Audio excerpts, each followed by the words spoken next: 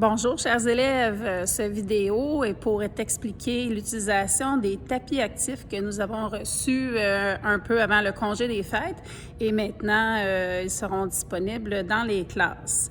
Avant tout, il y a aussi des conditions d'utilisation pour que ton professeur te permette de jouer avec ces tapis-là. Il y a aussi une façon de les ranger, puis une façon aussi de les disposer selon la grandeur du tapis.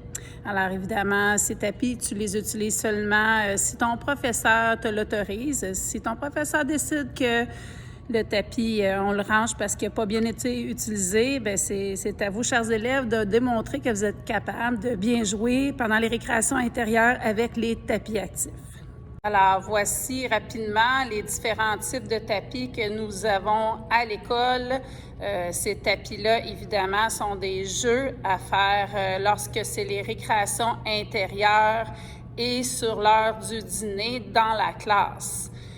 Tu n'auras pas nécessairement tous les tapis en même temps parce qu'il va y avoir seulement un tapis à la fois dans ta classe. Il y aura une rotation environ aux 2 semaines. Un horaire sera affiché selon le type de tapis. Alors, un des premiers tapis est un jeu de marelle. C'est indiqué « Je saute le bon pied dans le bon sens ». Donc, tu t'amuses à sauter avec les pieds dans le bon sens. Un autre tapis est « Je saute comme une grenouille ». Tu sautes à pieds joints de façon accroupie sur les petits nénuphars jusqu'à l'arrivée. Puis là est un tapis qui ressemble beaucoup au jeu du Twister, mais il doit y avoir quelqu'un qui doit imiter quelqu'un. Vous pouvez être 2 ou vous pouvez être 4, 2 de chaque côté, et on pourrait dire, exemple, on met les 2 pieds sur dimanche, on met la main droite sur le lundi, on met le pied gauche sur le vendredi, et ainsi de suite. Un peu à la manière du Twister, et la personne qui n'arrive pas à bien imiter la personne, donc est éliminée, et quelqu'un d'autre peut prendre sa place. Un autre tapis, c'est d'exécuter des vrilles de 1/4, 1/2, 3/4 et un tour avec les 2 pieds joints sans perdre l'équilibre. Le tapis de la surface de hockey, ce tapis-là est le plus grand. Évidemment, peut-être que ça ne sera pas possible de jouer dans la classe s'il n'y a pas d'espace. Peut-être dans le corridor selon l'autorisation de ton professeur. Évidemment, on n'a pas de lunettes de sécurité ni de petits bâtons de hockey, donc ça va se jouer uniquement avec une balle mousse et avec tes mains. Donc le but, c'est de pousser, faire des passes et d'essayer de faire un but de l'autre côté avec la balle. Donc tu peux jouer à 2 contre 2, 3 contre 3 ou 1 contre 1. Le maximum de joueurs permis pour ce jeu-là est de 6. Le fameux jeu de Mississippi. Donc, ce jeu-là existe pour vrai sur une table normalement. Alors, ça se joue un joueur contre un joueur. Le but du jeu, c'est que vous êtes face à face et vous prenez les rondelles et vous essayez de les lancer de l'autre côté et tenter de faire le plus de points possible. Donc, moi, j'aurais eu 1 point et je dois lancer mes 4 rondelles à tour de rôle. Et la même chose pour mon adversaire de l'autre côté quand ça sera son tour. C'est chacun son tour. Le fameux jeu du ping-pong. Évidemment, ce jeu-là, normalement, se fait sur une table. Nous l'avons en tapis. Donc, il n'y aura pas de raquette. Donc, nous allons jouer avec une balle mousse. Vous avez tous à avoir une balle en classe identifiée à votre classe et vous devez jouer avec votre main. La raquette, en fait, ça va être votre main. Vous tapez la balle de l'autre côté, service et ainsi de suite. Le but, c'est qu'il ne faut pas que la balle sorte comme on vient de voir ici. Donc, on peut jouer à 2 contre 2 ou 1 contre 1.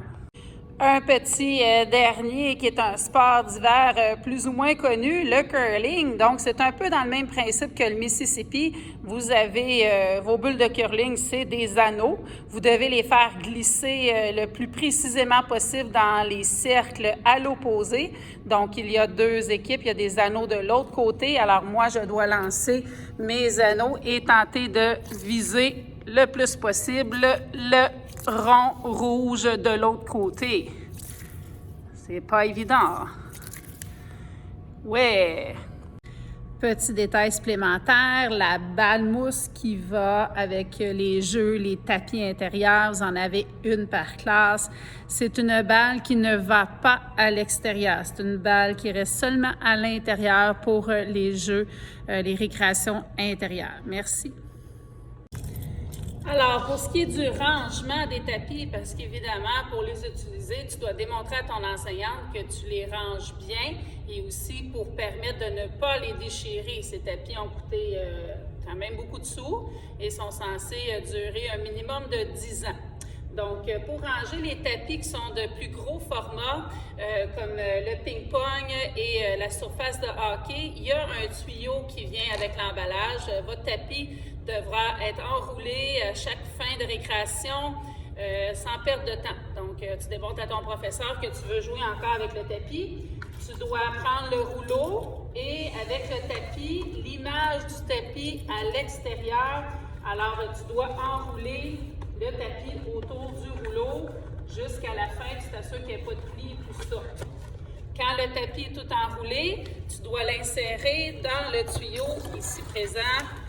Donc, on le range à l'intérieur du tuyau et il y a un petit bouchon à mettre après. Les tapis qui sont un petit peu moins gros n'ont pas de rouleau, mais on les enroule de la même manière. Donc, l'image vers l'extérieur. Le dessous, il est blanc. Donc, tu vois ici qu'en dessous, c'est blanc. Ça, c'est en dessous. L'image à l'extérieur. Donc, quand ton tapis est bien enroulé, il y a un élastique qui vient avec ça. Donc, tu mets l'élastique pour que le tapis se tienne bien et on l'insère dans son tuyau ici. On fait attention pour pas que le tapis se plie ou qu'il ait les coins pliés. Donc, on s'assure qu'il est bien enroulé et il y a un petit capuchon qu'on met sur le dessus pour bien le ranger et tu le mets à l'endroit approprié dans la classe. Alors, assure-toi que tu ranges bien ton tapis, qu'il n'y a pas de plis dedans. Évidemment, si c'est toujours bien fait, ton enseignante pourra te permettre de l'utiliser souvent.